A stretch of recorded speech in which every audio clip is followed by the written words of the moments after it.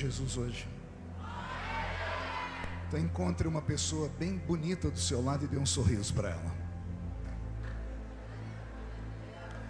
Se não tiver ninguém bonito aí embaixo, é só olhar aqui para cima, tá bom? Mas não é para mim não, é só olhar para a bancada da minha direita aqui, né? Quero cumprimentar aqui a igreja Amor e Fé por ter aberto esse templo para receber esse povo maluco do Rio de Janeiro, né? Crente de vigília é tudo maluco, não tem um com a cabeça certinha, né? Os normais estão dormindo nesta manhã. Só vem gente anormal para vigília, né? Então quero cumprimentar aqui a pastora presidente, a pastora Ilma Guimarães. Eu olhei para ela e falei, meu Deus, ela é americana, parece aquelas pastoras lá do Harlem. Eu quase cheguei perto dela e disse assim, God bless you. Quero cumprimentar o pastor vice-presidente, que é o pastor Cleiton Guimarães. Já conheci ele do Instagram. A sua esposa, a pastora Nietzsche Travassos, se falar o nome dela 3 vezes, está batizado com o Espírito Santo. Cumprimentar meu grande amigo aqui, o Davi Vitor, um dos mais ungidos ministros de louvor do Brasil. Deus te abençoe, Davi. Estava indo embora, voltou para prestigiar. Deus te abençoe.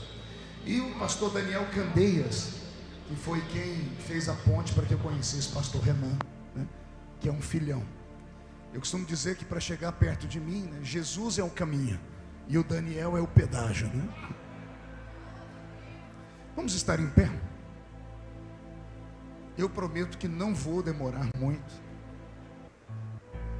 Até as 10 para 5 eu devolvo o microfone aqui. Abra sua Bíblia comigo no Evangelho segundo escreveu São João, o capítulo de número 3 e o versículo de número 8. Deus está aqui. João capítulo de número 3 e o versículo de número 8. Quem encontrou, diga amém. Quem não encontrou, peça socorro. Socorre a criatura aí. Se não achou o Evangelho de João, é porque o negócio está feio, está bravo, né? João é o 4º livro do Novo Testamento. João capítulo 3, versículo 8, está escrito assim: o vento assopra onde quer, ouves a sua voz, mas não sabes de onde vem e nem para onde vai. Assim é todo aquele que é nascido do Espírito. Como é um versículo só, eu vou ler mais uma vez. O vento assopra onde quer, ouves a sua voz, mas não sabes de onde vem e nem para onde vai. Assim é todo aquele que é nascido do Espírito. Feche a Bíblia, coloque no banco, na cadeira. Como nós aqui já quebramos todos os protocolos possíveis, vamos quebrar mais um. Pegue na mão da pessoa mais perfumada do seu lado. Eu acho que ainda dá tempo. Aperte a mão dele ou dela com carinho, até eles falarem aleluia. Pentecostal que não faz barulho, está com defeito de fabricação, não? Vamos orar? Pai, nós te exaltamos, nós te glorificamos, e nós entendemos que dentro de alguns minutos este santuário ficará pequeno para o tamanho da glória que o Senhor vai enviar sobre nós. Os que vieram tristes começarão a saltar de alegria. Os que vieram se arrastando não voltam para casa se arrastando. Hoje voltarão voando nas asas de um novo tempo. E antes que eu comece a contar os seus mistérios, cerque esta igreja com a sua glória. E num raio de 5 quilômetros, onde houver um demônio alojado, eu dou a esses demônios segundos para sumirem daqui. Porque se não sumirem, serão queimados pelo poder da sua glória que aqui será derramada. Rasgue o céu sobre este lugar, manda anjos de fogo descerem aqui, Que estes anjos desçam trazendo brasas de fogo nas mãos. Comecem a esparramar estas brasas entre nós. E onde houver um crente cheio do Espírito Santo, pega ele nesta madrugada, Jesus. Toma ela nas suas mãos agora. Agora. Agora, meu Senhor.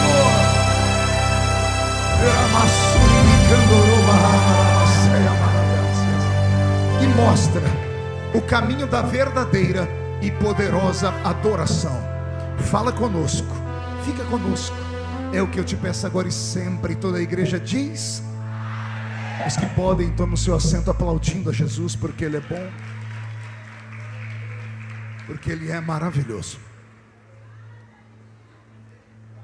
Querida igreja, noiva do Cordeiro, simpatizantes da nossa fé, amigos que vieram de perto, de longe, para esta linda vigília, eu queria que vocês soubessem que eu respeito muito crentes que vão à vigília.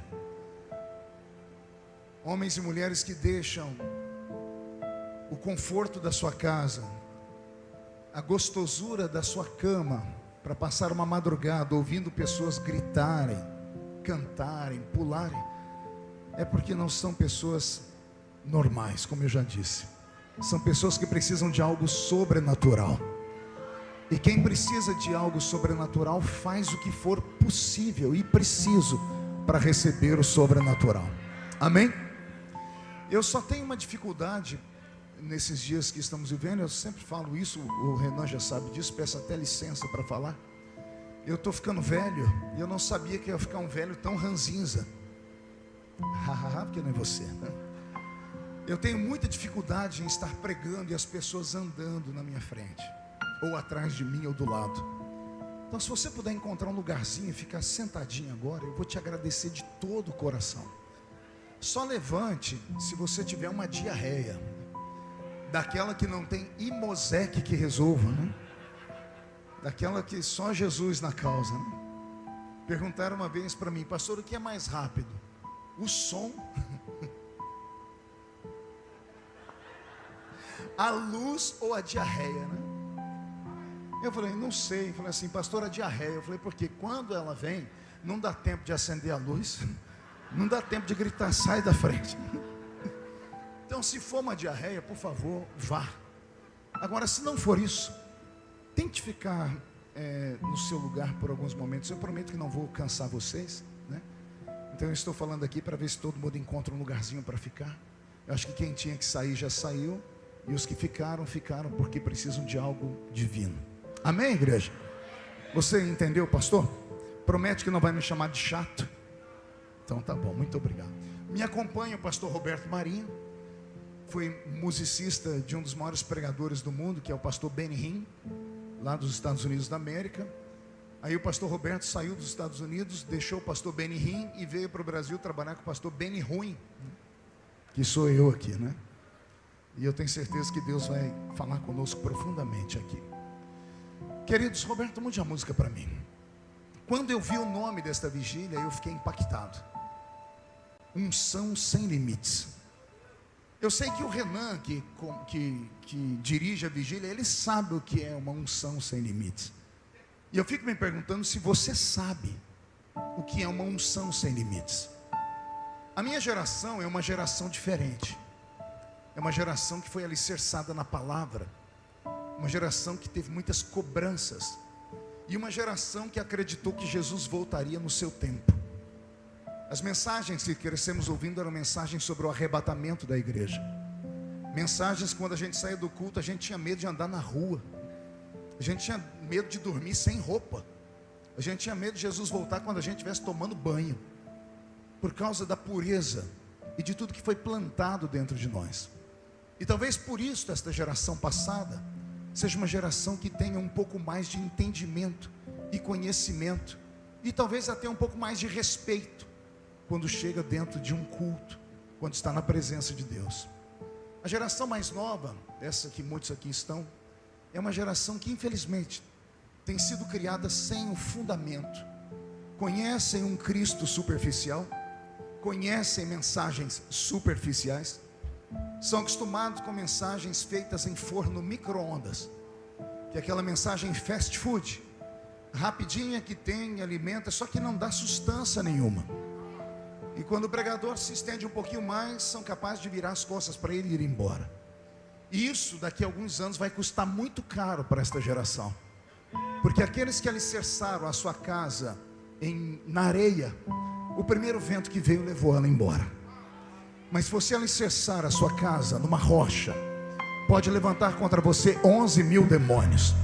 1.000 cairá de um lado, 10.000 cairá do outro lado, e você jamais será atingido. Alguém entendeu o que eu disse? Dê um grito de glória a Deus aí. Eu estava acompanhando a vigília do caminho, porque eu estou vindo de uma outra vigília. Preguei 2 horas na outra vigília, prego aqui, daqui a pouco vou daqui para Dude, prego de manhã mais 2 horas, e amanhã eu tenho mais 3 ou 4 cultos, sei lá. E eu estava acompanhando vocês, e eu vi o mover de Deus aqui. Eu falei, meu Deus, que coisa linda. É uma vigília que o pregador não tem que jogar fogo no povo, é o povo que joga fogo no pregador, né? Vigília de movimento. O Daniel falou, pastor, prepara melhor que o senhor tem, porque o povo lá vai para o culto e entra, é virado no giraia, né? Eu tive que procurar no dicionário o que é isso, né? Porque eu sou velho, não sei o que é isso. Mas quando eu estava vindo, o senhor disse, filho, ao invés de você pregar algo que vai apenas deixar eles extremamente emocionados e vão sair dizendo, uau, mas que depois de uma hora você perguntar para eles o que foi pregado, eles vão dizer, não sei, só sei que estava bom. O senhor disse para mim, reparta experiências, porque os mais velhos têm experiências. Se pudéssemos somar a experiência dos velhos e o fervor dos jovens, teríamos a perfeição de igreja. Com os jovens está a gana, o desejo, o fervor, a força. Com os velhos, a experiência. Por isso que muitas pessoas às vezes têm dificuldade de compreender essa distância que há entre gerações. Eu já passei por isso. Me lembro quando eu era jovenzinho na igreja, meu Deus do céu. Eu ia pregar, eu já começava dando golpes de Kung Fu, né? Tem pregações minhas antigas na internet, se você quiser ver, é só ir lá conferir. E aí às vezes eu chego em alguns lugares e as pessoas falam, pastor, o senhor esfriou na fé. Eu digo, por quê? O senhor não dá mais golpes de Kung Fu? Eu digo, alô? Quando eu dava golpes de Kung Fu, eu tinha 13, 14, 15 anos. Hoje eu tenho quase 50. E eu não vi o tempo passar. Imagine você que eu prego há 30 anos. Dia desse, quando a ficha caiu, eu falei, meu Deus, o que aconteceu comigo? Eu não imaginei que um dia eu ia ter barba branca, cabelo ralo, que eu ia ser vovô. Eu nunca imaginei que o tempo passasse tão rápido. O relógio do tempo, gente, não para. E se eu pudesse voltar atrás, eu ia consertar muitas coisas que eu fiz erradas. Uma delas é achar que o culto pentecostal tinha que ter muito barulho. Porque quantas vezes eu espanquei igrejas. Espanquei, literalmente, porque o pregador pentecostal, ele é meio valente. Ele vai pregando, quando ele não acerta o povo, ele tira um chicote gigante e dá-lhe. E aí tem aqueles crentes que só Jesus na causa grita, fala Deus, né? Fala, ele grita isso porque ele sabe que tem alguém precisando. Ele está apontando o dedo para o outro. Ele não tem coragem de falar, mas quando acha, fala Deus. Está vendo? Só que um dia eu preguei tanto em uma igreja, e bem na minha frente uma senhora, e ela não se movia, ela não se mexia. E eu dizia, levante a mão, ela não levantava. Eu dizia, pula, ela não pulava. Eu falei, meu Deus, o Satanás botou essa mulher aí para testar meu ministério. E eu fiz o que era possível e impossível, e em nada tocava ela.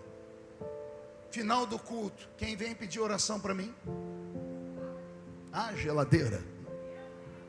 Aí eu olhei para ela e disse assim, não vou orar pela senhora. Ela disse, por que não, pastor? Eu disse, porque a senhora passou o culto inteiro me enfrentando, me olhando com essa cara feia, parecendo que foi batizada num pote de vinagre. A senhora não levantava a mão, a senhora não gritava, a senhora não fazia nada. A senhora é uma mulher muito fria.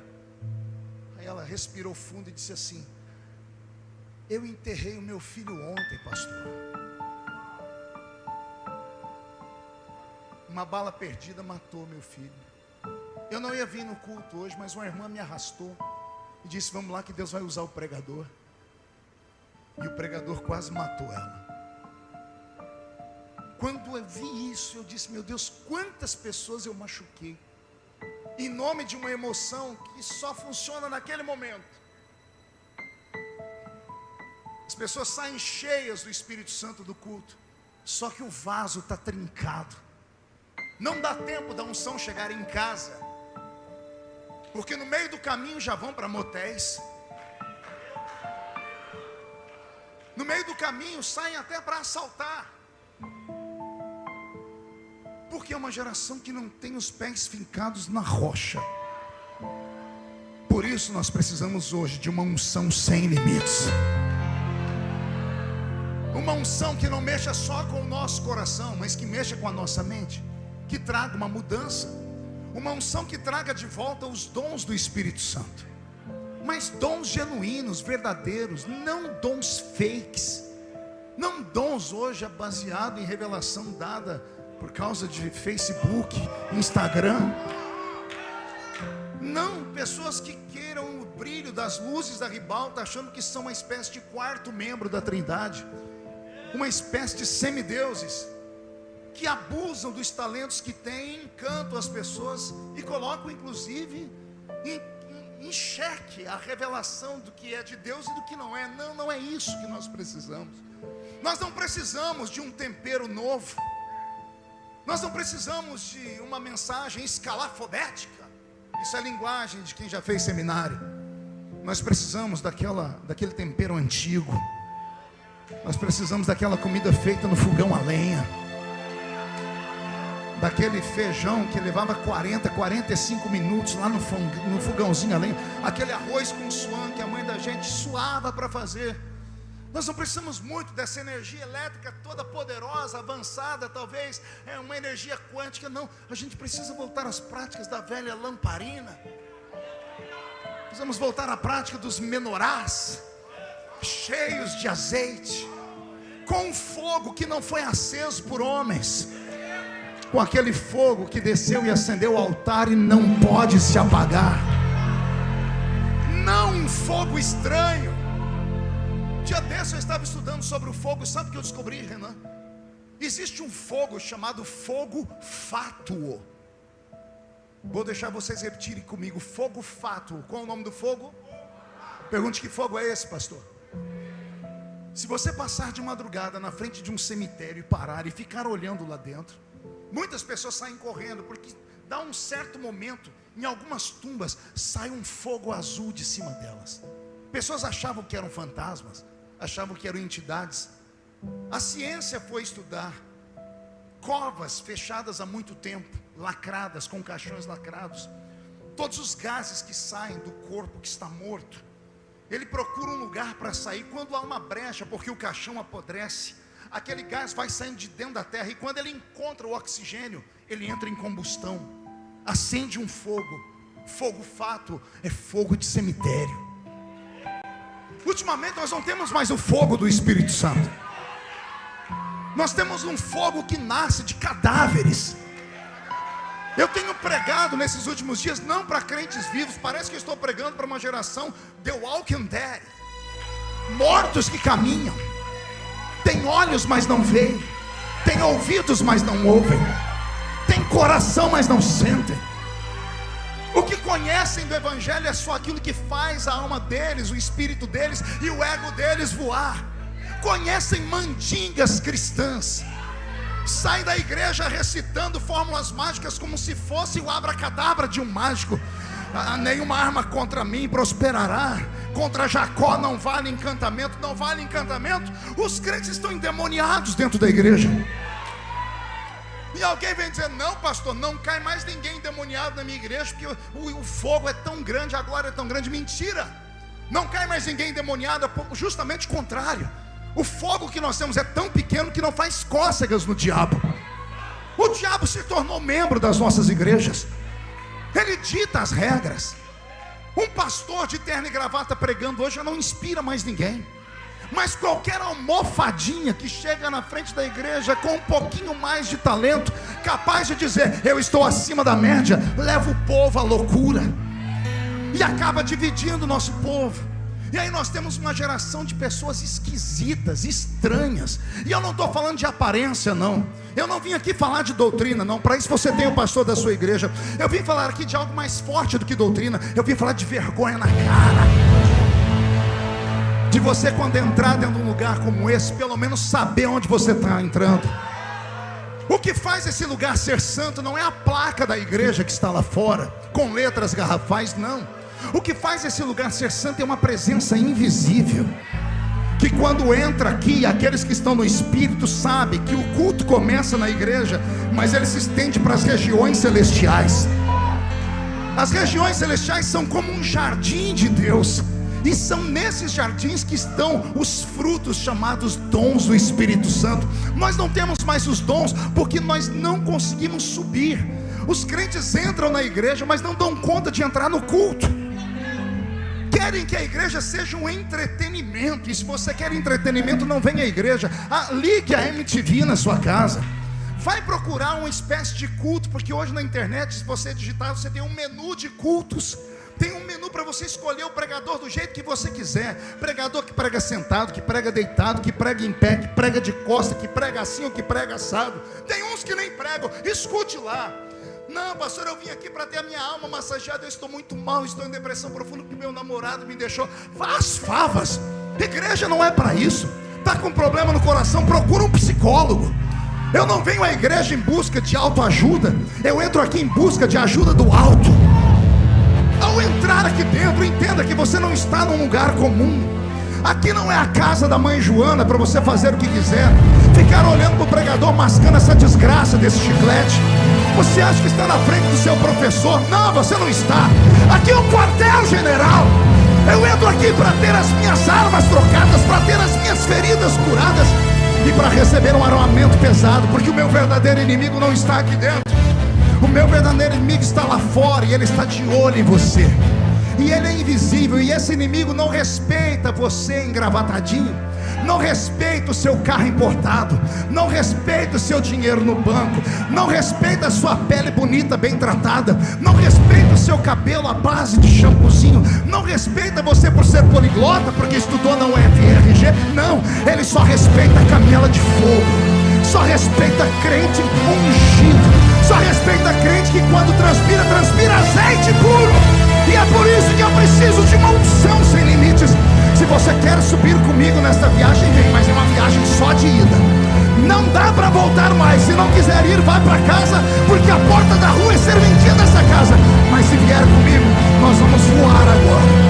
Nós vamos conhecer o céu pelo lado de dentro. Já atravessamos o alpendre, já atravessamos o átrio, passamos o lugar santo e vamos para o santo dos santos agora. Só que quem vai para o santo dos santos tem que tomar cuidado. Quanto mais perto da glória, mais perto da morte você fica. A glória de Deus, ela não é compatível com a carne humana. Vou repetir, a glória de Deus não é compatível com a carne humana. Todas as pessoas que chegaram muito perto de Deus ficaram esquisitas para a humanidade. Todas as pessoas extremamente usadas por dons espirituais acabam adoecendo. Você deve conhecer no Rio de Janeiro as irmãzinhas de oração, os irmãos de oração. Eles não moram no alto dos arranha-céus, no Recreio. Eles estão lá no alto da Rocinha, lá no complexo do Alemão. As casas não são grandes, são de tapera velha. Eles oram e o céu se abre. Detalhe, eles trazem o céu para a terra, mas são pessoas adoecidas, são pessoas pobres. E alguém pergunta: o que é isso, pastor? A glória de Deus é incompatível com a carcaça humana. Quanto mais perto de Deus, mais esquisito você vai ficar. Quanto mais perto de Deus você ficar, menos amigos você vai ter. Quanto mais perto de Deus você ficar, menos compreendido você será. A sua igreja vai te convidar para você sair de lá.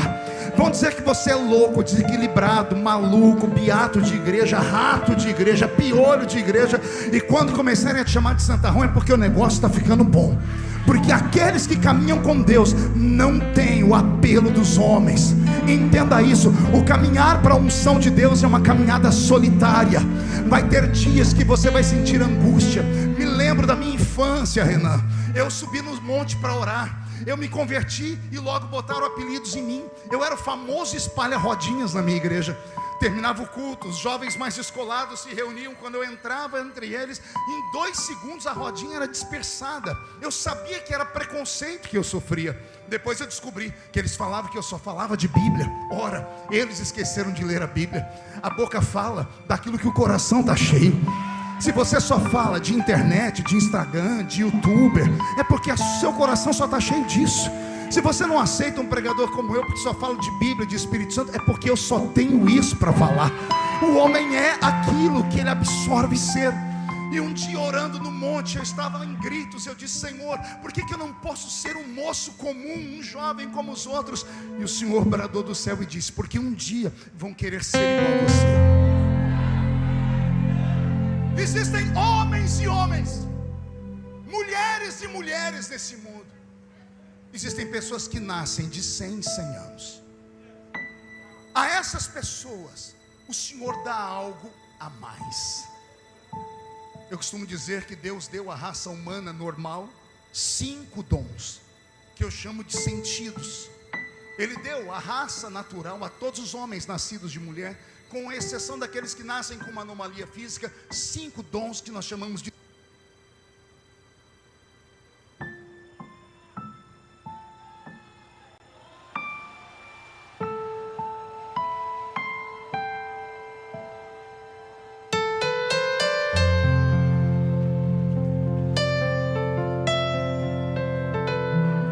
som.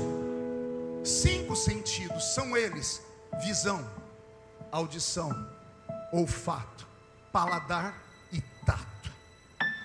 Conseguiu memorizar?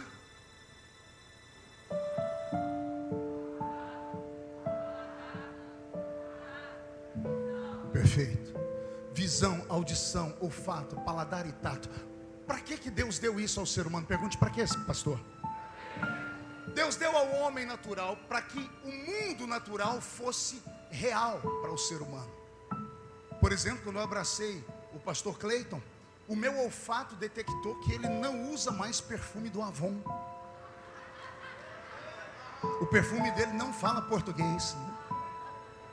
Quando eu cheguei aqui, olhei a camiseta do Renan, eu falei: meu Deus, que coisa bela. Só pude isso porque a minha visão me ajudou. Eu só posso tocar nessa tribuna e sentir a densidade do púlpito por causa do meu tato. E eu só posso sentir o sabor das coisas por causa do meu paladar. Então, para que é que nós temos esses 5 sentidos, que são 5 dons? Para que o mundo material, natural, seja real para aquilo que é natural e normal. Mas existe um grupo de seres humanos a quem Deus deu um 6º sentido.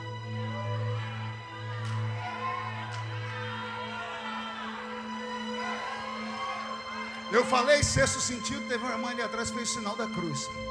Ela lembrou do filme do menininho dizendo: I see people dead all the time. Eu vejo gente morta toda hora. O 6º sentido não tem nada a ver com aquele filme. Pastor, isso é uma linguagem muito mística. E quem disse que o cristianismo pentecostal não é místico? Quando nós falamos em sensitivos, as pessoas já pensam em terreiro ou em centro espírita, quando na verdade tudo que há de espírito fora do contexto de Deus é mera imitação. A originalidade do sobrenatural está conosco. A Bíblia Sagrada é cheia de coisas anormais. O meu Deus, quando quer operar, coloca a articulação nas cordas vocais de uma jumenta.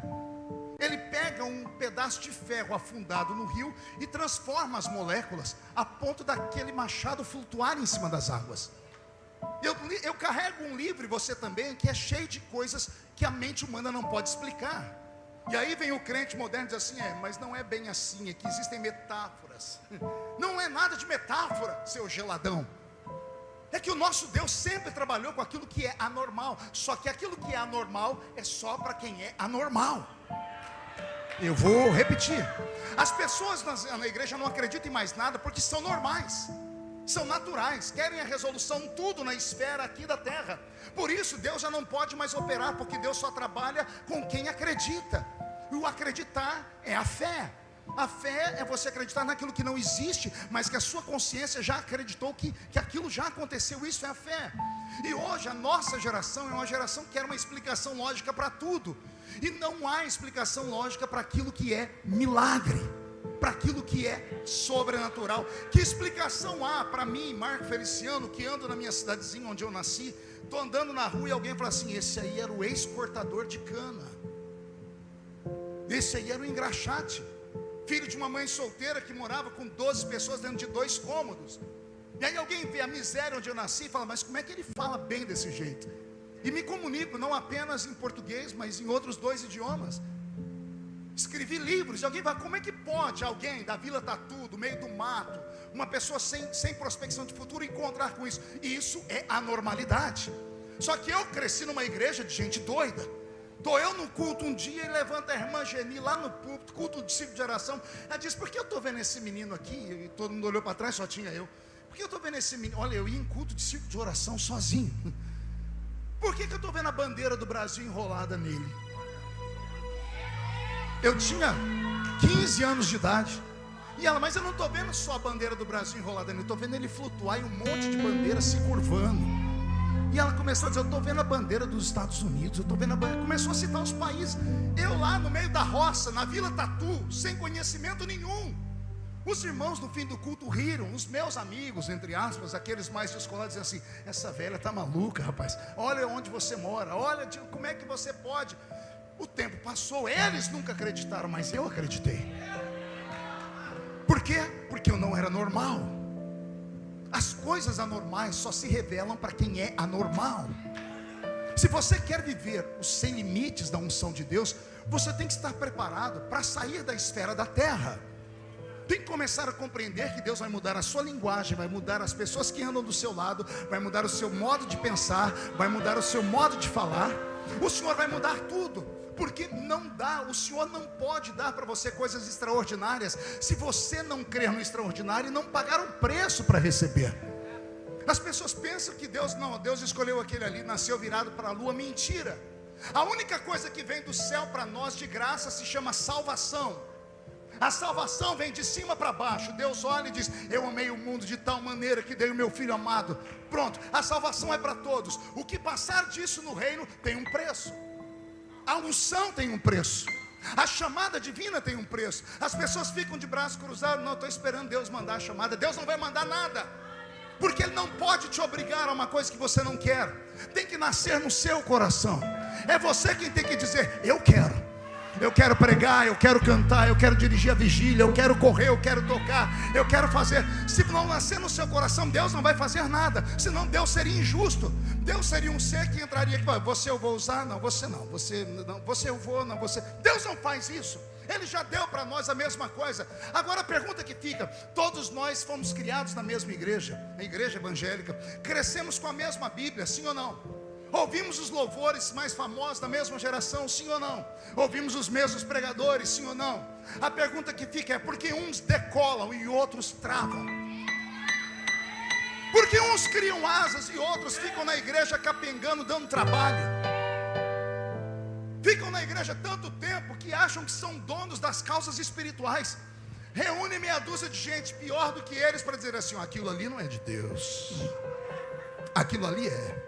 Participei de um debate uma vez, eu quase saí no tapa com o pastor. Que a discussão era cair no Espírito, repousar no Espírito, é de Deus ou não é? Aí vieram os teólogos, se cair para frente é de Deus. E abriram a Bíblia, está escrito que aquele que encontrou com o anjo se prostrou. Aí o outro disse, então se cair para frente é de Deus, se cair para trás é do diabo, porque Deus não derruba ninguém. Aí eu levantei e disse assim, senhores, e se a pessoa cair de lado? E se ela só sentar? Aí eu falei, os senhores não são mestres em coisas sobrenaturais. Anote o que eu vou dizer para você. Há um rio, que é o rio do avivamento. Não nasceu um homem na terra até hoje, desde os tempos de Jesus até hoje, que teve condições de prender o seu fôlego suficiente para ir nas profundezas do rio e ver tudo que tem lá. Vou repetir, não nasceu ainda um homem, uma mulher capaz de prender a sua respiração e descer nas profundezas do rio e falar, eu conheço tudo sobre Deus. Não existe tal ser humano. Ninguém pode falar, eu sou mestre nas coisas divinas. É como a teologia, eu sou mestre em teologia, me formei na Universidade Americana, sou Doctor in Divinity, doutor em divindade. Bela porcaria. O dia que eu entendi, me deu vontade de rasgar os diplomas. Como um ser humano de carne e osso pode achar que conhece o pensamento de Deus? Nós conhecemos um rascunho. O pensamento de Deus é mutável. O Senhor se revela a cada um de uma forma. O que para mim é certo, para você não é. O que Deus deu para você, não deu para mim. O Senhor não fez da sua igreja uma fábrica como a General Motors, que quando sai um carro com defeito, ela é obrigada a ir no Jornal Nacional e colocar lá o reclame dizendo: atenção, todas as pessoas que compraram o carro, ano tal, modelo tal, favor procurar uma concessionária para um recal, porque tivemos um problema na repimboca da parafuseta, deu um problema num carro, dá em todos. Não, Deus não nos fez em série.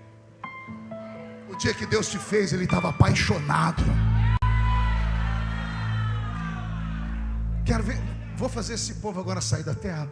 Você é a única raça do universo que carrega no seu corpo a impressão digital da mão de Deus.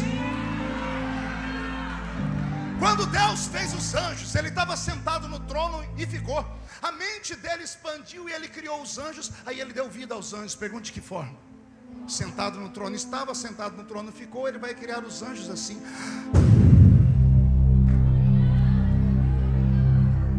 Anjos são espíritos ministradores que ministram a favor daqueles que hão de herdar a salvação.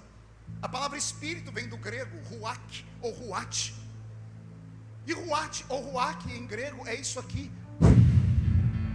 ou isso aqui, vento ou hálito. Anjos são vento, hálito. De quem? De Deus. A vida só pode sair a partir da vida. Só um espírito eterno pode gerar outros espíritos. Quando Deus criou os anjos, Ele tirou dele partículas eternas, indivisíveis, e soprou, criou os anjos. Aí Deus criou os animais da terra. Ele viu que os anjos pecaram, então Ele olhou para a terra e disse: eu ainda vou falar com o poder da minha palavra. Terra, cria os animais. A pobrezinha da terra teve que se virar nos 30. Por isso que cada animalzinho é de um jeito. Tem uma pulguinha e tem um elefante. Deus não tocou em nada, Ele usou a palavra. E quando Deus foi fazer os animais racionais, Ele ainda disse: terra, gere alma vivente. Diga alma. Mais uma vez, alma. Anjo não tem alma. Vou dizer uma coisa que você nunca ouviu: anjos não têm sentimentos, porque eles não têm alma, e a alma é o palco dos sentimentos. Anjos são como robôs, foram criados para uma única finalidade. Os serafins no céu só sabem fazer uma coisa desde que foram criados: olhar para o trono. É claro que eles só conseguem ver as asas deles e dizer: santo, santo, santo, santo, santo, santo, santo, santo, santo. O pobre do Gabriel, que é um dos anjos mais fortes do céu, só sabe fazer uma coisa. Pergunte o quê? Levar recado para a terra. Quando ele chega no céu da Pérsia, vem os demônios de guerra pegar Gabriel, e Gabriel não sabe o que fazer, porque ele não é de guerra, e fica preso lá. Daniel tem que orar 21 dias, até que Deus mandou alguém que sabia guerrear, que era Miguel. Aí Miguel desce com a espada. Miguel não sabe conversar. Toda vez que ele chega, demônio é cortado pelo meio, estátua de Dagon é cortada pelo meio, vai tudo para o livro. Porque anjos não têm sentimentos. Por que não tem sentimentos? Porque não tem alma, são espíritos. Já os animais não têm espíritos. Animais racionais só têm alma. Por isso, por favor, não minta para o seu filhinho dizendo que o Totó, quando morreu, foi para o céu dos cachorrinhos. Não tem céu para cachorrinho. A vida do animal é limitada a essa terra, porque ele é alma. A alma pode morrer, o espírito jamais. Animal nasce aqui, vive aqui e morre aqui. Anjo foi criado no céu e é obrigado a ficar lá. Quando sai da presença de Deus, são obrigados a voltar rápido. Pergunte por quê? Tudo que é feito a partir de algo, se você tirar de perto desse algo, ou ele morre ou se transfigura. Como anjos não podem morrer porque são eternos, eles se transfiguram em demônios. E o que é um demônio? É um espírito que tem ausência da luz. E os anjos recebem a luz de quem? Do brilho do sol da justiça. Por isso eles vão ao monte da congregação e são alimentados com a glória do eterno. Quando você dorme de manhã, quando você acorda de manhãzinha, o anjo do Senhor está do seu lado, acampando ao seu redor. Quando você vai dormir à noite, o anjo fica do seu lado até você entrar em estado alfa. Quando você entra no estado beta, ele dá o pé daqui e vai para o céu. Porque quando você entra no estado beta, que é aquele estado que se a trombeta tocar no seu ouvido você não acorda, o seu espírito é desligado da terra, então você não precisa de proteção. O anjo volta ao céu para receber uma descarga de glória. ele recebe o brilho do sol da justiça e volta no dia seguinte para cuidar de você. O que aconteceu com o diabo e os seus anjos? Foram expulsos do céu. A ausência da luz de Deus transfigurou eles em demônios. A Bíblia diz que eles até podem aparecer em forma de luz, mas tem que fazer um esforço inumano, porque anjos são espíritos, criados no céu, precisam ficar lá. Animais são feitos de alma e terra. Quando morre a terra fica aqui e a alma desaparece. Aí depois que Deus fez esses dois tipos de seres, uma espécie de laboratório, Deus disse: agora eu vou criar a criatura perfeita. E aí ele criou você. Ele diz: vou fazer o ser humano com parte do céu e parte da terra. Vou dar ao ser humano um espírito eterno, mas vou dar ao ser humano uma alma. E além da alma e do espírito, vou dar para ele um pedaço de corpo de terra. Animal não pode ir para o céu, o anjo não pode morar na terra. Aí Deus faz você que vive aqui.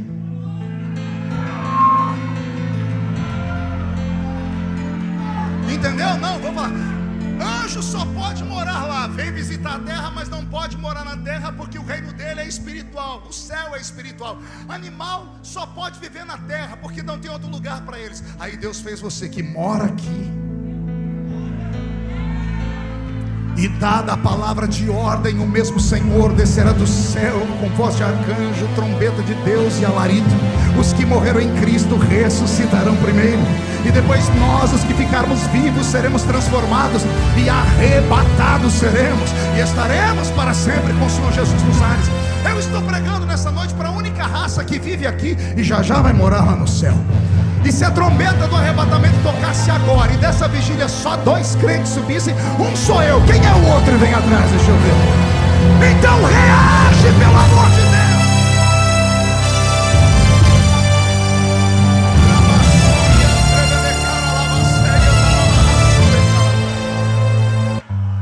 Ouça-me.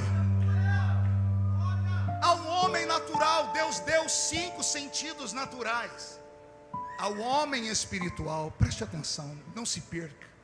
Ao homem e à mulher espiritual, Deus deu um sentido a mais, que eu chamo de 6º sentido. Qual é a finalidade do 6º sentido? A mesma dos outros 5, só que como o 6º sentido é para o espírito, ele dá ao crente a habilidade de perceber o mundo invisível. Conseguiu subir aqui comigo ou não?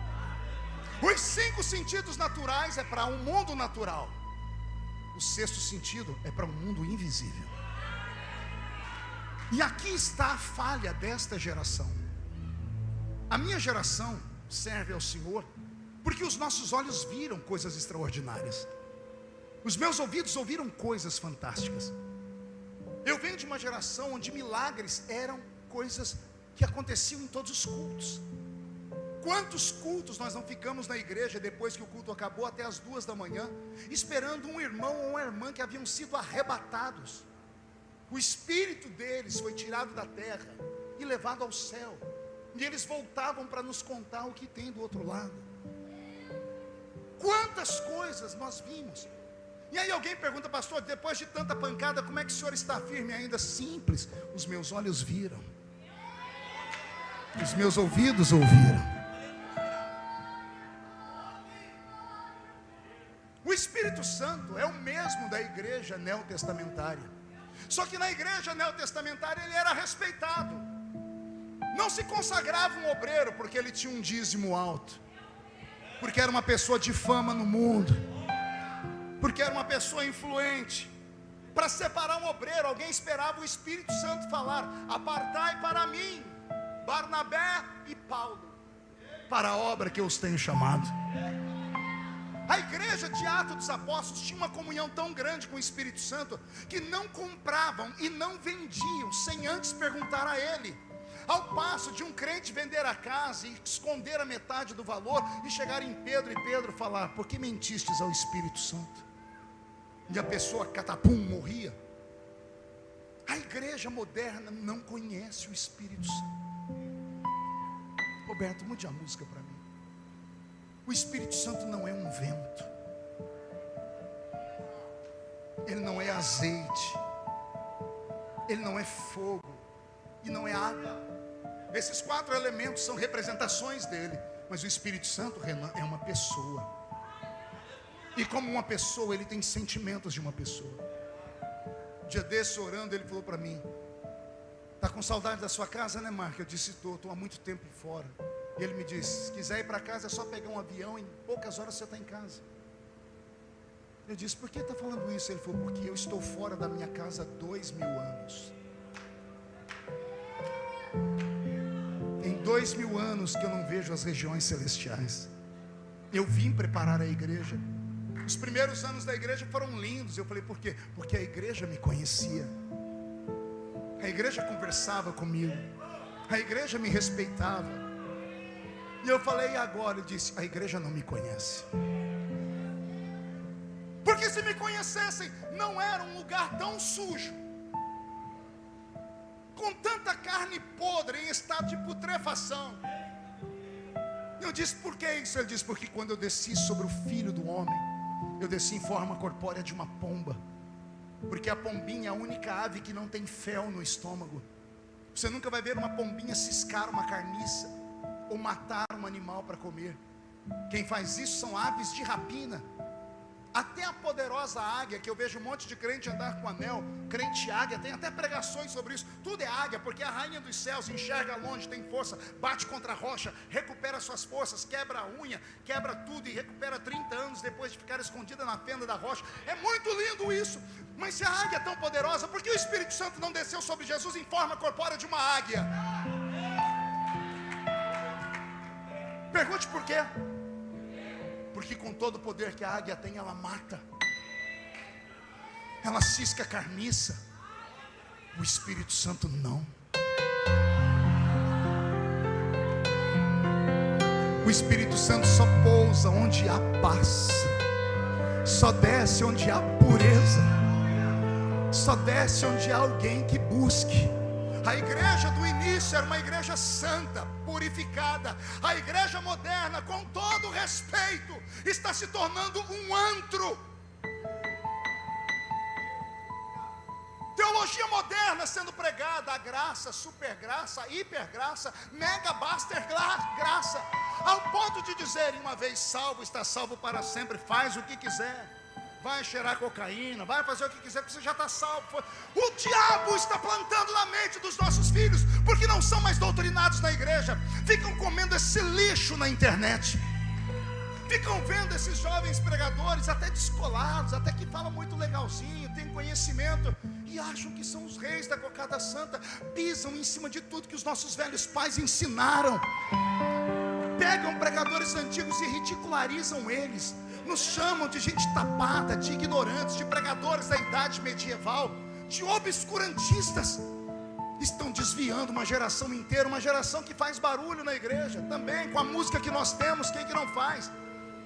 Um guitarrista tocando a guitarra tem que envergar a mão aqui. Quem é que não pula com ele? Isso não acontece só na igreja, não acontece no Rock in Rio também. As pessoas pulam na igreja como pulam as pessoas no carnaval, por causa do ritmo do pumbo, da batida. Não há mérito nisso. Não, pastor, mas eu choro na igreja. Você chora assistindo o filme Titanic, irmão. Quando você vê o Leonardo DiCaprio afundando com a boquinha azul. Abre a boca, a senhora chora escutando o Zezé de Camargo e Luciano. Aí vem na igreja: derramei lágrimas, estou cheio de Deus. Não está. Não está. Porque se tivesse, a sua vida era diferente em casa. Se tivesse, a sua casa era uma extensão da igreja. Se tivesse o seu corpo, garota, não era como uma bola de basquete que passa de mão em mão na igreja e lá fora também.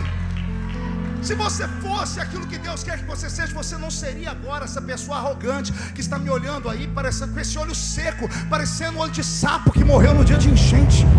Começou a se arrepender da vigília, cruzou o braço, fechou o nariz e está aí com essa boca travada, essa boca de aço, essa língua de ferro, esse queixo de concreto. Eu não vim falar o que você quer ouvir, vim falar o que você precisa ouvir. Se você quer viver numa nova dimensão de vida, você tem que sair do caminho que você está e entrar no eixo. Se você quer fazer a diferença na sua geração, não basta ser influencer, não basta ficar na frente da internet internet pintando o olho, rebocando a cara, passando massa plástica, ensinando as pessoas a ficarem bonitas por fora, porque as pessoas bonitas por fora estão se atirando do alto dos arranha-céus, estão se matando, porque não é a beleza exterior que faz o homem, é a beleza que está aqui dentro, e essa só o Espírito Santo pode dar. Eu gostaria de ver vocês hoje pularem, mas não apenas no ritmo da música.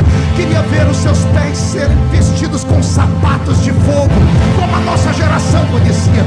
Queria ouvir você falar em línguas, mas não essas línguas que a gente escuta. Você vai ouvir um não fui batizado com o Espírito Santo, vai ouvir as línguas, glu, glu, glu, glu, glu, glu, glu, glu. Eu te repreendo, espírito do peru.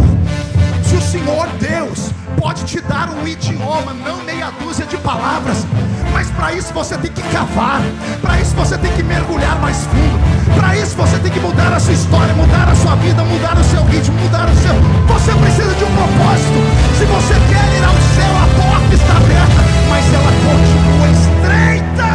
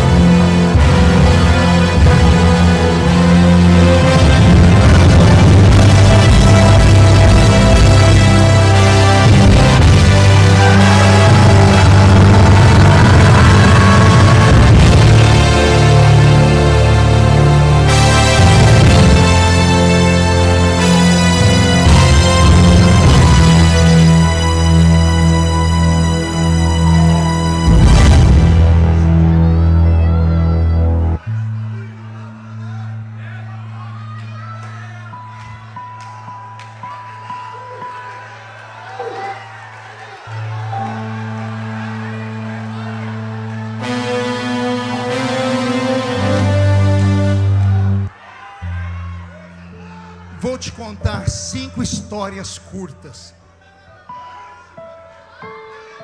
Em tempos de violência, em tempos de crises, em tempo de dores, em tempos de dificuldades e rejeições, são os melhores momentos para Deus levantar homens e mulheres extraordinários. Beto, mude a música. Vem comigo agora para uma viagem. Entre comigo agora na grande cidade de Chicago. Não a Chicago de hoje, de um século atrás. Casas de madeira, umas coladas nas outras. E de repente um incêndio destrói a grande cidade de Chicago. O único prédio que fica de pé é uma paróquia, uma pequena igreja, dirigida por um pastor extremamente obeso. Seu nome, Dwight L. Moody. Quando a cidade incendiou e a paróquia dele ficou em pé, ele entrou dentro do quarto dele e disse: Deus, a cidade vai vir aqui, vão achar que eu amaldiçoei ela, vão me matar. Eu preciso de algo que mude, não só a minha vida, mas a cidade toda. Moody conta que ele estava ajoelhado e veio um vento. Vou esperar os irmãos sentarem aqui que estão chamando bastante atenção.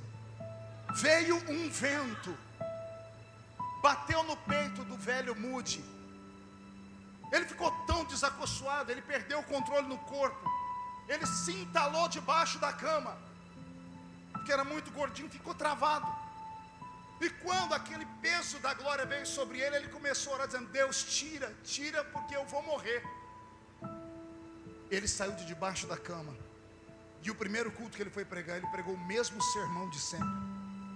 Só que enquanto ele pregava, houve algo sobrenatural na igreja. As pessoas vieram no fim do culto abraçar ele, dizendo assim: que mensagem foi essa? E ele não entendeu nada. Ele dizia: mas é a mesma mensagem que eu prego sempre. Ele começou a ganhar almas. Antes da morte, Moody levou aos pés da cruz 1 milhão de almas. Um homem sozinho, que não tinha internet nem televisão. 1 milhão de pessoas. Tudo porque um dia o vento soprou onde queria. Vem comigo para uma ilhazinha nos Estados Unidos, no estado de Massachusetts, chamada Ilha de Martha's Vineyard. Eu prego lá todos os anos. A Ilha de Martha's Vineyard foi conhecida como a Ilha de John Wesley, o pai do avivamento da Nova Inglaterra. O dia que eu fui em Londres, na casa de John Wesley, eu confesso a vocês, eu ria demais da conta. Pergunte por quê. A casa dele é um museu hoje. Aí você vai ver a roupa dele. A roupa de John Wesley veste uma criança de 8, 9, 10 anos. Ele era nanico, extremamente pequeno. O sapato dele era, no Brasil seria o número 33. E quando a gente ouve falar de John Wesley, a gente fica apavorado. Aí lá na ilha de Martha's Vineyard, há 80, quase 90 anos atrás, quando os Estados Unidos da América ainda tinham um ensino religioso, porque depois veio uma senhora O'Neill que abriu um processo na Suprema Corte e arrancaram a Bíblia das escolas e a oração das escolas. Nessa época ainda podia. As professoras levaram as crianças de Boston para a ilha de Martha's Vineyard, e lá na ilha mostraram para as crianças a casa do grande evangelista John Wesley, que numa época de inverno, em cima do cavalo, conseguiu levar 10 mil pessoas para aquela ilha para orarem por um avivamento pelo mundo. Um inverno inteiro, 3 meses, 10 mil pessoas deixaram as suas vidas para correr atrás daquele nanico, só para orar. Não eram pregações efusivas, não tínhamos, era só oração. E os Estados Unidos da América mandaram o maior número de missionários para o mundo, tudo graças a John Wesley. Há 90 anos atrás quase, as professoras estavam com as crianças na ilha. E de repente, a professora leva um grupo de crianças na casa onde John Wesley ficava na ilha. E ela sobe no segundo andar e abre a porta do quarto de John Wesley, uma cama muito pequena. E a professora disse, Wesley dormia do lado de lá da cama, exatamente para chamar a atenção das crianças. As crianças curiosas falaram, por que dali? Como é que a senhora sabe? E a professora disse, venha cá, olhe no chão, o chão de madeira. 2 marcas redondas, afundadas na madeira. E as crianças disseram, como ele fez isso? E a professora, joelhos dobrados. 10 horas de oração por dia, 11 horas de oração por dia, 12 horas orando por um avivamento. A madeira afundou, tem a marca até hoje para quem for lá. Terminou tudo aquilo, a professora disse, Deus está procurando um novo Wesley. As crianças foram brincar para o piquenique. Na hora de ir embora, as monitoras chamaram para entrar no ônibus, e na lista de chamada faltou um menino, o William. E as monitoras correram pela ilha para saber onde estava o William. A professora que estava com a classe dele disse, olha, eu levei eles na casa de Wesley. E ela entrou na casa de Wesley, olhou lá no sótão, olhou no basement, olhou a casa inteira e o menino não estava. A professora abriu a porta do quarto onde John Wesley dormia e não tinha ninguém. Quando ela foi fechar a porta, ela escutou um gemido. Ela abriu a porta e seguiu o gemido. Do lado de lá da cama, na ponta dos pés, um menininho de 8 anos de idade, pequeno, loirinho, olho azul, estava com um joelho numa marca e o outro joelhinho na outra. E como ele estava todo desconfortável, ele ficou menor que a cama, por isso que ninguém via. E a professora começou a ouvir a oração dele, e ele com as mãozinhas grudadas, chorando, dizendo assim, papai do céu, me transforma no novo Wesley. Eu me emociono porque eu tive a oportunidade de vê-lo vivo. Fui uma vez ver ele pregar num ginásio, não entendi nada, porque ele pregou uma mensagem tão sem açúcar. Pregou uma mensagem que qualquer criança da Assembleia de Deus prega. Mas quando fez o apelo, o estádio inteiro desceu aos prantos. Pessoas jogando maços de cigarro, drogas. Eu nunca vi aquilo. Eu falei, meu Deus, o que é isso? Esse homem morreu o ano passado, o ano retrasado. Seu nome, Billy Graham. Billy Graham, o maior evangelista do século. Billy Graham e John Wesley, Moody, eram pessoas como eu e você. Mesma matéria, podre, carne e osso. Mesma Bíblia. O que falar de Charles Finney, o inglês que era bebum e fumante, ia na igreja, uma vida lá, outra cá, até que um dia Deus deu um puxão de orelha, ele fez um pacto de santidade. Veio sobre ele uma graça, que onde ele passava as pessoas iam caindo pelo chão. Ele parou Londres um dia, entrando numa fábrica de tecelagem, a maior fábrica de tecelagem de Londres. Ele não pregou, na medida que ele ia andando dentro da fábrica, fábrica, as pessoas que trabalhavam com os teares começavam a arrebentar, não conseguiam colocar a linha nas agulhas, começaram a tremer e começaram a se jogar no chão e começaram a dizer: Deus, perdoa os meus pecados. Eles não viam Finney, eles viam um brilho no rosto dele. O que falar de John Hyde, o homem que orava, diácono de uma igreja, diácono. Veio um grande pregador, pregou numa grande cruzada, fez o apelo, não veio uma alma. O pastor da igreja ficou tão envergonhado que pegou o pior diácono que ele tinha. Ô João, vem fazer uma oração. John Hyde começou a orar. Ele orou por 3 horas. Quando ele abriu os olhos, tinham mais de 5.000 pessoas ajoelhadas na rua. Ele orou tanto que o coração dele mudou de lugar. Porque a oração compunge, ela arrebenta a pessoa por dentro. Ele orou tanto que o coração dele saiu do lugar da esquerda e foi parar no lado direito. O que falar da senhorita Kathryn Kuhlman? Uma mulher que passou por problemas que você jamais imaginaria. Destruiu um casamento. Não era o dela, o de outra pessoa. Ao ponto dos Estados Unidos nunca mais deixar ela pregar. Até que um dia ela entrou no quarto, viu o que ela tinha feito, pediu desculpa ao rapaz que ela tinha casado, se divorciou dele, botou um anel no dedo, passou a usar uma roupa comprida e disse: agora eu vou viver só para Jesus. Não deixava ela pregar. Então ela começou a pregar na rua. A senhorita Kathryn Kuhlman foi a única mulher do mundo que parou Las Vegas. Fez uma cruzada em Las Vegas uma noite. Todos os cassinos pararam, os prostíbulos pararam. Naquela noite mais de 100 paralíticos abandonaram suas cadeiras de roda.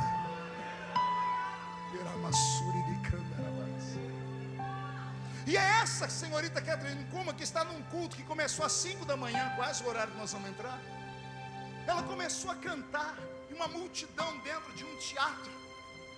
E ela foi pregar, o Senhor não deixava ela pregar. De repente ela dobrou os seus cotovelos no púlpito e começou a chorar, dizendo: não machuquem ele, porque eu só tenho ele. Não firam o meu amigo Espírito Santo. E ela começou a falar do Espírito Santo com tanta intimidade, que no meio da plateia tinha um garoto gago. O corpo dele, ele conta, ficou todo arrepiado, porque parecia que uma energia havia entrado dentro dele. Ninguém tinha paciência de conversar com ele, porque ele era extremamente gago. Ele voltou para casa sem conversar com a senhorita Kuhlman. Ela não pregou nada, o corpo daquele jeito. Ele foi para o quarto dele à noite, dormia junto com o irmão em uma cama de beliche. Ele dormia no andar de cima do beliche. Quando ele acordou de manhã, sentou na cama, antes de saltar da cama, ele lembrou da senhorita Kuhlman. E ele disse: se você é amigo dela, vai ser meu também. E ele disse, gaguejando em inglês: good morning, Holy Spirit. Bom dia, Espírito Santo. E veio sobre ele uma unção que jogou ele para o chão. E ele ficou 8 horas caído no chão. Quando ele conseguiu levantar e abriu a porta do quarto, a mãe dele estava passando no chão. O VEC, como é que chama aqui, Roberto? Aspirador em português, estava aspirando. Quando ele passou perto dela, ela foi lançada pelo chão. A família toda dele foi tocada. Quando ele foi pedir desculpa para a mãe dele, ele falou normalmente, foi curado. Esse homem é o pastor Benny Hinn. Lembra do John Wesley que eu falei, o nanico? Ele se candidatou para ser missionário das missões batistas, mas ele não passou no crivo de um psicólogo. Indeferiram o pedido dele porque ele era desequilibrado. Ora, todo baixinho, invocado. O nanico Wesley não passou no crivo porque disse que ele tinha problema mental, que ele era muito expansivo, que ele era sanguíneo, colérico. Ele entrou na casinha de madeira dele aos prantos, se trancou no quarto e começou a esmurrar a parede, dizendo: ou o Senhor me usa, ou o Senhor me mata. Ou o Senhor me usa, ou o Senhor me mata. Até que um barulho dentro do quarto dele, o irmão dele que estava do lado de fora, Charles Wesley, abriu a porta do quarto para ver o que era e viu John Wesley caído no chão, estatizado, tremendo. Ele tocou no irmão dele, o que estava no irmão dele pegou ele. E ele disse: o que foi, John? Ele disse: eu estava orando e saiu da parede um vento que bateu no meu peito e me jogou para trás. John Wesley levantou e começou a pregar na rua. Não me pergunte como. Ele pregava para 20.000 pessoas sem microfone. Sem microfone. A rainha da Inglaterra chegou a escrever: eu tenho mais medo dos joelhos de John Wesley no chão do que todo o exército da França de pé contra a Inglaterra. Eu não sei se você está sentindo. Essa vigília não é normal. Eu estou falando, estou vendo pessoas cansadas abrindo a boca de sono, e é natural, mas eu estou vendo pessoas chorando. Pessoas que já viram pregações, estão me ouvindo falar, estão dizendo: Deus, eu quero. Se existe, eu quero. Se é real, eu quero. Em tempos de crise, Deus resolve trazer avivamentos. Minha última história para você, escute bem. Eu tinha 19 anos. Minha cidadezinha, a cidade de Orlândia, onde eu moro até hoje. Nossa igreja, Assembleia de Deus, 400 pessoas no culto. Uma das maiores igrejas da região na época, que lá é tudo muito difícil. Veio uma nuvem de escândalos sobre a igreja, que acabou com a igreja em 3 meses. Escândalos grosseiros que eu tenho vergonha de contar. Tipo, um irmão da nossa igreja estuprava a filha de 8 anos até os 10. A menina que tocava teclado para a igreja. A gente achava estranho o pai não deixar a filha conversar com ninguém. Até que um dia ela se abriu com a mãe e dizia que o pai abusava dela por 2 anos. Pai biológico, não era padrasto. Cidade pequena. O homem foi preso, ficou cego, vazaram os olhos dele na cadeia. E a notícia no rádio: membro da Assembleia de Deus estupra a filha por 2 anos. Em cidade grande talvez alguém sobreviva a um escândalo, cidade pequena não. Semana da frente, o músico mais querido da igreja é preso também, porque ele era um exibicionista. As pessoas saíam de manhã para o trabalho e tinha na cidade um tarado que abria a roupa e mostrava a sua nudez. Os policiais fizeram uma tocaia e pegaram quem era o músico da minha igreja. Vai para o rádio de novo. Tem coisas piores do que isso que eu não tenho coragem de contar para vocês. Em 3 meses o diabo dizimou a nossa igreja. Ninguém tinha coragem de ir para a igreja. Terminou com o pastor da igreja sendo tirado porque ele mexeu no caixa da igreja. Aí vem um pastor lá do Nordeste, um homem muito simples, pastor Valdivino, marca uma reunião com os obreiros que sobraram, e eu era diácono, recém-casado. E ele perguntou: gente, quem é o pregador aqui de vocês? Todo mundo apontou o dedo para mim. Eu disse: Ele disse: que foi, rapaz? Eu disse: não quero pregar. Só quer que eu pregue hoje? Não quero pregar. Ele falou: por que não? Com a igreja desse jeito? Está dando vergonha de falar que é membro dessa igreja, uma sujeiraiada, umas coisas ruins. Ele olhou para mim e disse assim: você é um homem de Deus ou você é um saquinho de pipoca? Eu nunca tinha ouvido essa expressão. Eu falei: eu sou um homem de Deus. Ele levantou e bateu a mão na mesa. Então prova, rapaz, vem pregar à noite. Quero ver se você prega mesmo. E eu saí dali com raiva. Morávamos numa casinha de 3 cômodos, eu e minha esposa. Eu cheguei em casa e disse para Edileuza: se tranca no quarto, porque eu vou ficar na sala, eu vou orar, porque eu vou pregar hoje e eu preciso de algo diferente. Peguei um toca-CD, toca-fita, cassete desse tamanho, botei uma música de fundo para orar, Vitorino Silva. Lá está o pastor Vitorino cantando: o cego caminhava pela estrada, sem nenhuma direção. E eu dobrei meus joelhos, botei meu cotovelo no assento do sofá, minha cabeça no encosto, e disse: Deus, o Senhor nunca me deixou sozinho, mas a igreja precisa ver algo novo. Se há, eu quero. O que eu conto agora é só para quem é crente. Do encosto do sofá saiu um vento, uma lufada, um sopro de ar quente, bateu na minha testa como uma mão me empurrando, me jogou para trás. Eu tentei abrir o olho e não consegui mais, porque a sala tinha sido tomada uma luz muito forte, ao ponto das minhas pálpebras ficarem vermelhas. Meu corpo começou a enrijecer. Eu falei: Deus, não me mata. Eu achei que eu tinha feito algum tipo de pecado, achei que tinha blasfemado. Eu falei: Senhor, não me mata. E uma voz estrondou dentro da sala dizendo: não é a morte, filho, eu estou te dando hoje um ministério de fogo para as nações. Onde você não for, a sua história irá, e eu levantarei um exército através da sua vida. Voltei em mim, tentei ficar em pé. Cadê as forças das pernas? Saí engatinhando, bati na porta do quarto. Minha mulher me ajudou a ficar em pé. Daí para frente, ela que conta, porque eu não me lembro de mais nada. Ela disse que eu entrei orando em línguas dentro do quarto quando fiquei em pé. Me troquei orando em línguas, fomos para a igreja. Eu fiquei na porta da igreja com a mão estendida. Todo mundo achava que eu estava louco. Ela dizia que eu ficava conversando como se tivesse alguém do meu lado. Eu não me lembro nada disso. Naquele dia, o Espírito Santo trouxe todos os crentes para a igreja por curiosidade. Queriam ouvir o pastor do Nordeste que tinha chegado. Mas o pastor disse: quem vai pregar hoje é o diácono, porque eu estou muito cansado. Marco Feliciano, vem pregar. Eu subi ao púlpito e li um versículo. O vento o vento assopra onde quer. Ouves a sua voz, mas não sabes de onde vem e nem para onde vai.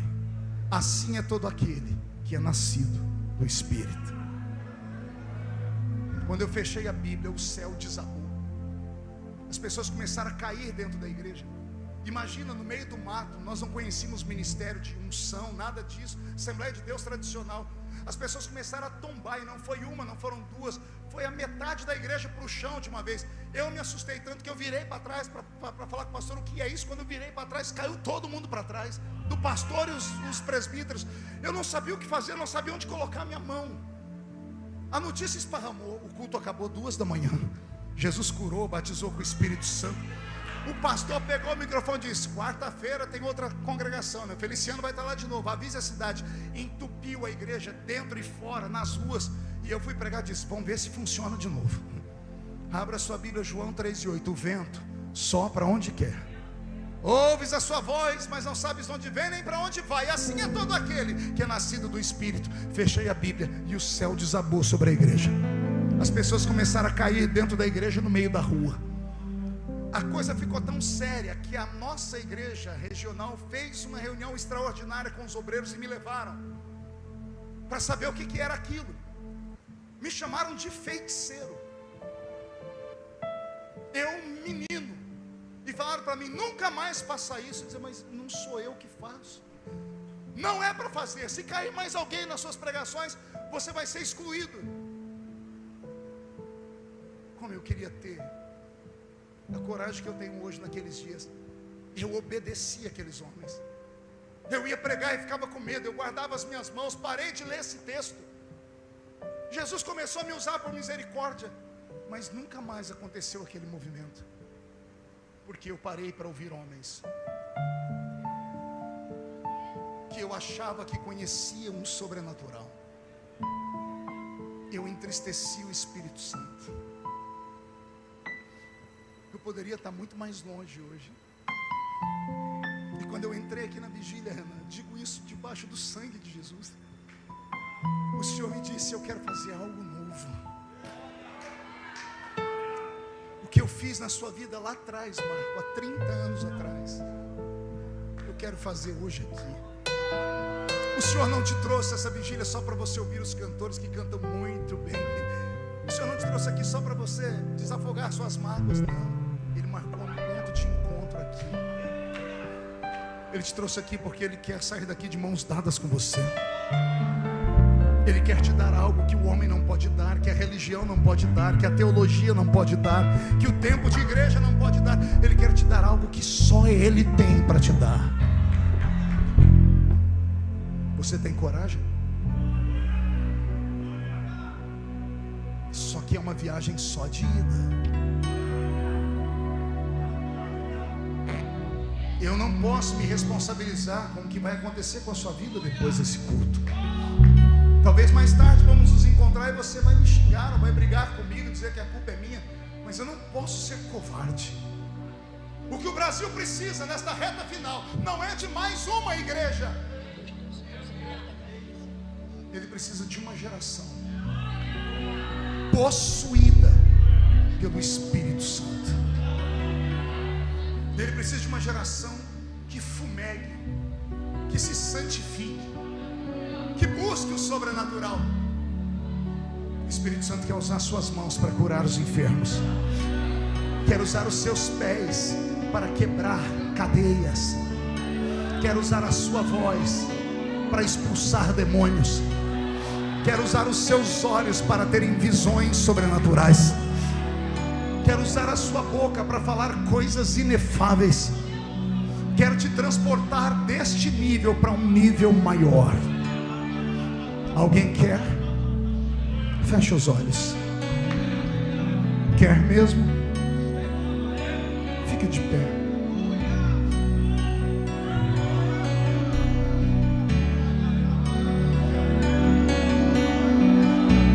Tem um homem na Bíblia que depois de muitos anos na frente da igreja do Velho Testamento, a igreja dava tanto trabalho para ele que ele duvidou da chamada dele. Seu nome é Moisés. Um dia ele subiu um pouquinho num elevado e disse: Deus, o Senhor está comigo de verdade? Não é coisa da minha cabeça? E o Senhor disse: eu estou contigo, Moisés. Então me mostra a sua glória. Eu quero ver a sua glória. Moisés, quem me vê morre, o Senhor me ressuscita depois. Eu quero ver a sua glória. E o Senhor disse: aí onde você está eu não consigo te mostrar. Sobe, Moisés.